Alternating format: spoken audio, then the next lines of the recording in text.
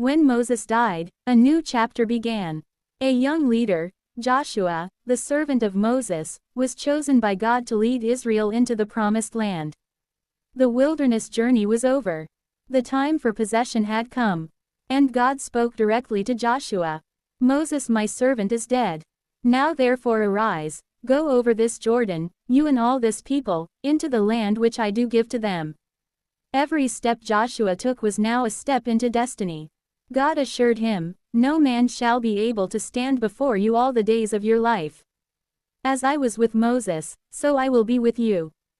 3 times God repeated it, be strong and courageous. Because courage was the key to crossing into promise. Joshua immediately commanded the people, prepare your provisions. In 3 days, we will cross the Jordan River. He sent word to the tribes, remember the word Moses gave you. The Lord your God is giving you rest in this land. Across the camp, you could feel the tension, the weight of promise mixed with fear. 40 years of wandering were about to end. Then Joshua sent 2 spies secretly into the land, to scout out the fortified city of Jericho.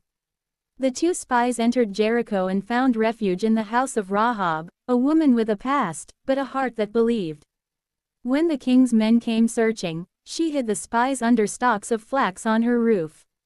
She told them, we have heard how the Lord dried up the Red Sea before you, and how you defeated mighty kings. Our hearts melted in fear. Then she made a bold request. Swear to me by the Lord that you will show kindness to my family when the Lord gives you this land. The spies agreed. When we come, tie this scarlet cord in your window, and everyone in your house will be spared. A scarlet cord, a symbol of mercy and faith. Rahab's faith saved her household, and her name would later be written in the lineage of Jesus. When the spies returned, Joshua commanded the people to move. The priests carried the Ark of the Covenant, the symbol of God's presence, before the nation. The Jordan River was overflowing its banks. But God gave Joshua a promise. Today, I will begin to magnify you in the sight of all Israel, that they may know I am with you as I was with Moses. When the priest's feet touched the water, something miraculous happened. The raging river stopped flowing, and the waters stood in a heap far away. Israel walked through the Jordan on dry ground. A new generation witnessed the same power that split the Red Sea. God commanded Joshua to take 12 stones from the middle of the Jordan, 1 for each tribe, and set them up as a memorial. Joshua said, when your children ask what these stones mean, tell them, the waters of the Jordan were cut off before the Ark of the Covenant of the Lord. It was a permanent reminder that God keeps His promises, and His power never fades.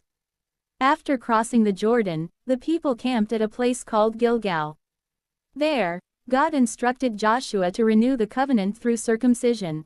Because those born in the wilderness had never been marked with the sign of the promise.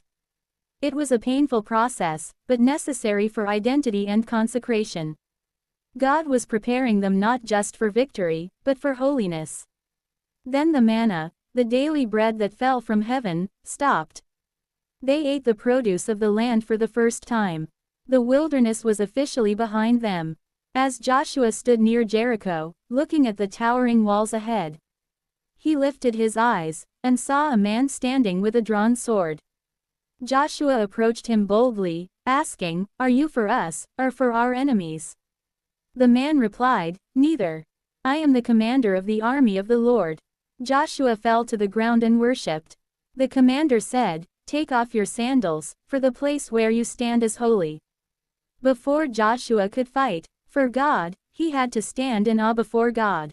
The battle would not be won by swords, but by submission to the divine commander. From Joshua chapters 1 to 5, we learn this. God's promises are sure, but they demand courage. Faith requires preparation, and every victory begins with obedience. Rahab's scarlet cord reminds us that faith can redeem any past. The Jordan crossing proves that God makes a way when there seems to be none. And the commander of the Lord shows that before every Jericho, God must be in command.